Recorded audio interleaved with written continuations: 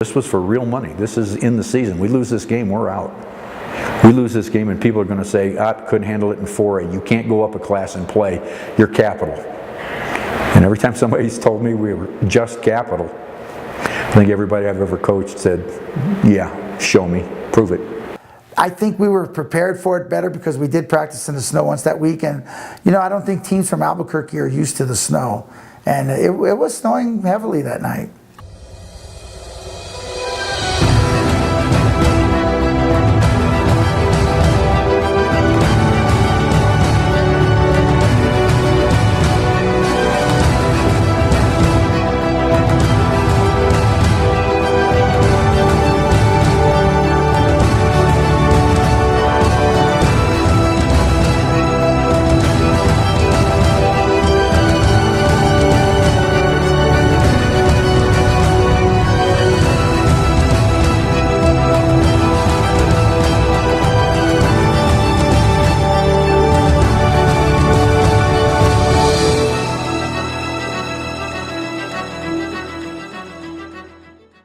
This whole season starts the previous April. We had done very well in 3A for several years, and we get the news that, oh, you're going up to the top class. What would today be 6A, but what then was only 4A. And everybody, the whole conversation in this town was, you're not going to do any good. You're going to go 1-9. We were picked to finish 1-9, and only Espanola would be ranked below us. So these kids kind of had a chip on their shoulder in the off season. They worked real hard. We had great senior leadership guys like Wes Pope and Kevin Sanders, and you know, and they worked hard and they weren't intimidated by anybody at all. And you know, they were just hard workers and great kids, great high character kids. I think the general feeling was we've had some success at 3A, but that we would never be able to survive at 4A. I think for a lot of us, we heard it from other teams, we heard it from other coaches, I even heard it from family that I had in Albuquerque. Well, yeah, you guys can win in 3A, but step up to Quad A and see what happens. What it's going to take to be competitive, let alone be successful at the 4A level with, you know, the larger schools. We always understood that we will be underdogs regardless, even in northern New Mexico. And so I think we really had a chip on our shoulder, and really we wanted the challenge. We didn't want to play the weak, we wanted to play the best of the best, and if that's who the best is, bring them on and let's just see what happens. So we wanted it. We went through summer practices and passing camps, and we held our own, and we were not a passing team, and all three of our passing groups went out and competed with everybody. We were ready.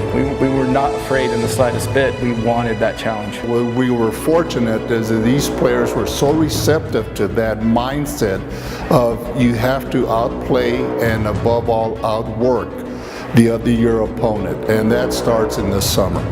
And we were having 80-90% attendance in our summer program. I don't think any of us knew for sure how this would play out. I knew we would be a good team. I knew we would play good football.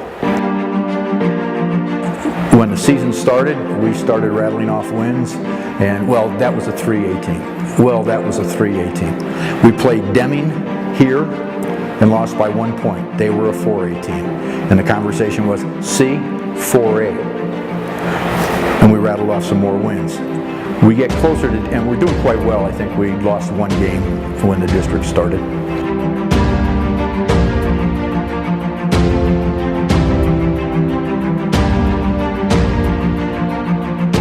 And here we go into the La Cueva game, the team that we have to beat. And this is La Cueva's last chance to make the playoffs.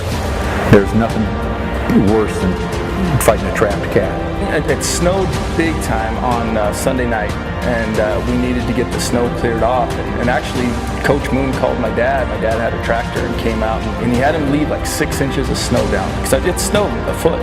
And he left a little bit, probably so he didn't tear up the field, but he probably could have done a little bit better job. But left just enough snow there to make it sloppy and nasty, but that gave us a sloppy and nasty and wet field to practice on all week. I think it was brilliant. You know, we could have cleaned it up and it would have been messy, but having that snow there, we just felt like we're prepared for this now.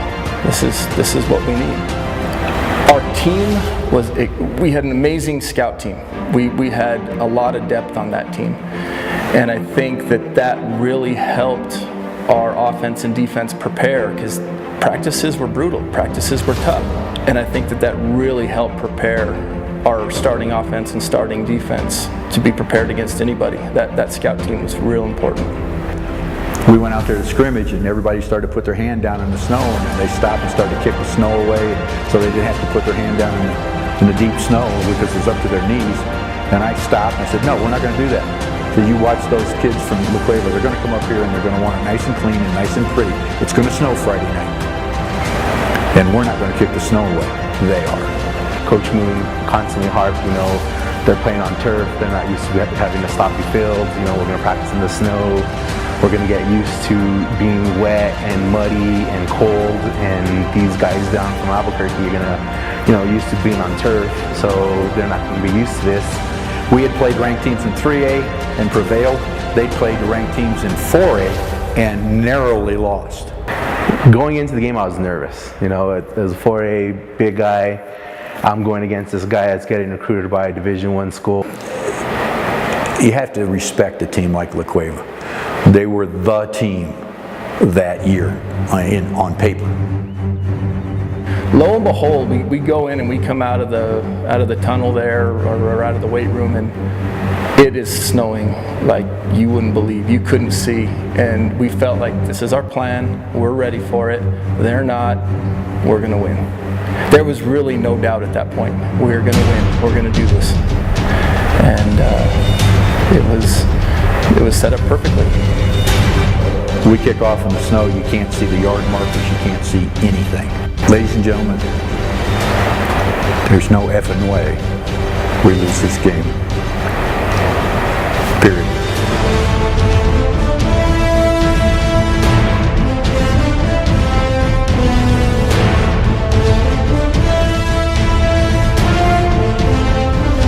We hit hard in practice. The games essentially were really somewhat of a minuscule letdown because of the intensity that we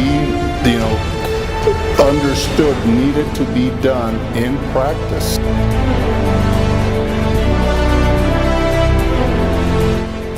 Going against Troy Danoff was because everybody knew he was being recruited by UCLA, so it was a challenge, and our kids were up to the task. First series, that first pop that we hit, we stalemated, and that boosted my confidence a little bit, and I was going against Danoff, and so I noticed that he was wearing turf shoes, and I was really surprised because there's a foot of snow on the ground. Early in the game, I think at 2 minutes or something like that, 2 or 3 minutes into the game, they had a 6'5", maybe 6'6", and if I think back on it, and I'm telling this story in the bar, he was 6'10". But he was a big, tall, tight receiver. Kevin Sanders, free safety, number 28. We've got a 6'5", 6'6" tight end coming across the field, decently thrown ball, and Kevin lights him up. And Kevin puts him on his back. And not just a little love hit, I'm talking puts him on his back. And the guy's probably got 100 pounds on Kevin. And I think right there, we knew and La Cueva knew they're in trouble. It was a way of saying, don't do that anymore. And the funniest part about this hit that I'll always remember, but not that we were perfect. We were in the right place at the right time. The kids read it perfectly. The receiver started to stand up. And he was pretty well hit. And so he's kneeling on both knees. And at that moment, he was as tall as all 4 defensive backs standing around him. And we're kind of defining the snow wasn't going to be the only opponent that night.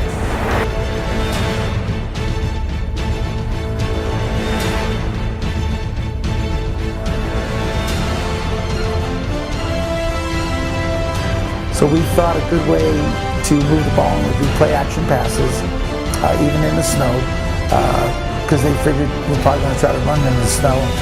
And I believe our first touchdown was a bootleg pass we scored on, and I think we scored another touchdown on a pass. Our defense had everything in control. So, when we got the lead, we wanted to run the ball to eat up some clock.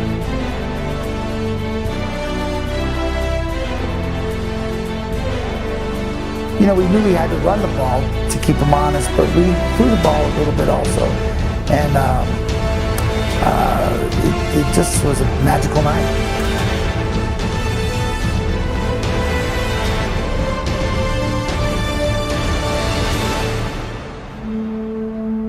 When the horn sounded and I double-checked the scoreboard, yep, and what I just watched for this period of time was the truth. And the funny part about that is, as we were leaving the field, this La Cueva mother in a beautiful mink coat, which probably would have funded our athletic department for the next 10 years, came up to me and said, "You weren't supposed to win that game, we were."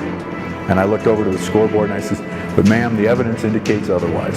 Before the game, I remember one of their assistant coaches looking at us while we were doing our warm-ups as a team, lines, high knee, all that stuff, and he had this look on his face, like it wasn't disrespectful, and it wasn't "I'm taking you lightly" look, but it was more like a look of amazement, like, wow, look at this team. They're not real big, and yet they're I think we were 7-1 at the time, and he had this look on his face, like wow, like this team, I just can't believe how good they're doing with their size, you know. And then we on the field, we took it to them. We weren't intimidated, and I think we surprised a lot of people that night.